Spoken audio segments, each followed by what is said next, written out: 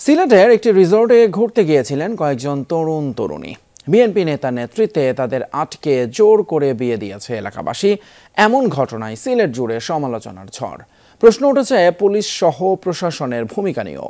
Resort মালিকের দাবি, চাঁদা না দেয় এমন ঘটনা, পুড়িয়ে দেওয়া হয়েছে রিসোর্টটিও। ওয়ালটন টেলিভিশন মাত্র 25,490 টাকায় পাচ্ছেন গুগল টিভি। অভিযোগ এনে সিলেটের দক্ষিণ সুরমার রিজেন্ট পার্ক নামের একটি রিসোর্টে অগ্নিসংযোগ ও ব্যাপক ভাঙচুর চালিয়েছে স্থানীয়রা। দক্ষিণ সুরমা উপজেলা বিএনপির সহসভাপতি তাজরুল ইসলাম তাজুলের নেতৃত্বেই এই ঘটনা ঘটে বলে অভিযোগ পাওয়া গেছে। অসামাজিক কার্যকলাপের কারণে আমাদের এলাকার বাইবাতি যারা গেছে, যাওয়ার পরে দেখছে যে প্রতিটা রুমে জোড়া আছে। তখন তারা রুম তালা মারছে, মারার পরে এলাকার আরো তো বিশৃঙ্খল কিছু মানুষ গেছে, যাওয়ার পরে ভাঙচুর করছে। মানুষ আইসে আপনার আমরা তো আমরাও দেখছি যে আগুন ধরেছে, এটা ভাঙ্গে অবস্থা খারাপ। শুধু তাই নয়, ওই রিসোর্টে ঘুরতে আসা কয়েকজন তরুণীকে আটক করে স্থানীয়রা। এক পর্যায়ে তাদের 8 জনকে জোর করে কাজী ডেকে বিয়ে পড়িয়ে দেন ওই বিএনপি নেতা। তাজুল ইসলাম তাজুল ভাইয়ে ফোন দিয়েছেন, একটা অনাকাঙ্ক্ষিত একটা ঘটনা ঘটে গেছে, আমি মানুষ পাঠাইলাম। গার্জেনটা আওয়ার পরে 4টা বিয়ে আমি সম্পাদন করি। এর মধ্যে 3টা বিয়া 10 লাখ করিয়া আর একটা বিয়া 12 লাখ বরকনের তার সম্মতিতে। জোরপূর্বক বিয়ে পড়িয়ে দেয়া তরুণীরা কলেজ শিক্ষার্থী। অভিযুক্ত বিএনপি নেতা স্বীকার করেছেন এভাবে বিয়ে পড়ানোর বিষয়টি। রিসোর্ট মালিকের অভিযোগ, চাঁদা না দেয়ায় এই ঘটনা।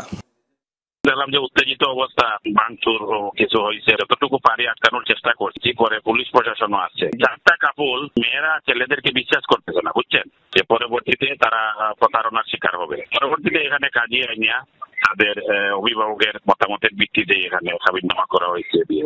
চাঁদা লইয়া টানাটানি আর কি, এক গ্রুপে চাঁদা দাবি করতে হয়, আরেক গ্রুপে আরো বেশি দাবি করতে হয়। একটা আছে ব্যাপার, এটাও তো তা পাওয়া যায় না, তো এটা পাওয়া যায় দলীয় পরিচয় ব্যবহার করিয়া সোজা কথা।